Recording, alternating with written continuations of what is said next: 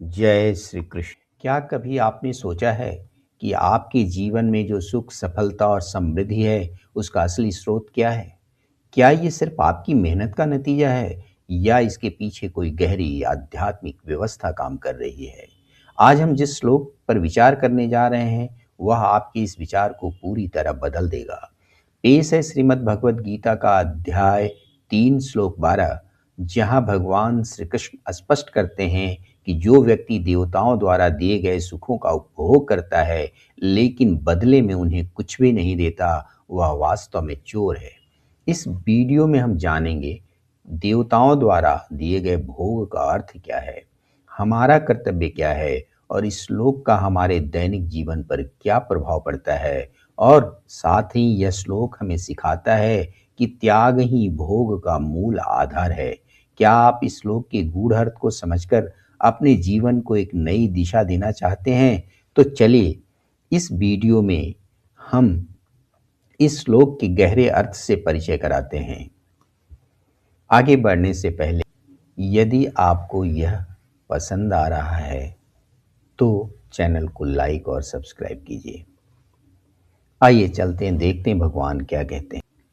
इष्टान भोगान हि वो देवा दाशयन्ते यज्ञ भाविताः तहि दत्तान अप्रदायेभ्यो यो भुक्ते अस्तेन एव सः।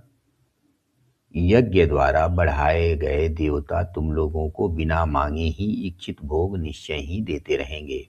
इस प्रकार उन देवताओं के द्वारा दिए गए भोगों को जो पुरुष उनको बिना दिए हुए स्वयं भोगता है, वह निश्चय ही चोर है। इस प्रकार भगवान ने देवता और मनुष्यों के बीच में त्याग और भोग दोनों की बातें बताई हैं और मनुष्य को इस पर गंभीरता से विचार करके आचरण करना चाहिए, जिससे वह कल्याण के मार्ग पर आगे बढ़ सके। भगवान श्री कृष्ण मनुष्य और देवताओं के बीच ऋण संबंध और कृतज्ञता के महत्व को स्पष्ट करते हैं। जब मनुष्य अपने कर्तव्य रूपी यज्ञ द्वारा प्रकृति की शक्तियों का अर्थात देवताओं को उन्नत करता है, तो वे शक्तियां बदले में मनुष्य को इष्ट भोग, जीवन के लिए आवश्यक और वांछित वस्तुएं जैसे जल, अन्न, स्वास्थ्य, धन प्रदान करती हैं। यह सृष्टि का नियम है। आप देते हैं तो प्रकृति आपको लौटाती है। मनुष्य को जो कुछ भी प्राप्त होता है, चाहे वह भोजन हो, वस्त्र हो या जीवन की अन्य कोई सुविधा हो, वह अकेले उसके निजी प्रयास का परिणाम नहीं हो सकता है, बल्कि वह प्रकृति और देवताओं द्वारा दिया गया उपहार है।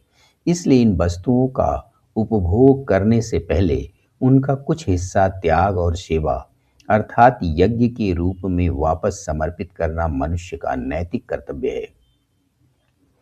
चोरी का तात्पर्य यह है कि जो व्यक्ति प्रकृति या समाज से प्राप्त साधनों का उपभोग तो करता है, लेकिन बदले में समाज या प्रकृति के लिए कोई भी सेवा या समर्पण नहीं करता, वह चोर के समान है। वह केवल लेने में विश्वास रखता है, देने में नहीं। जय श्री कृष्ण।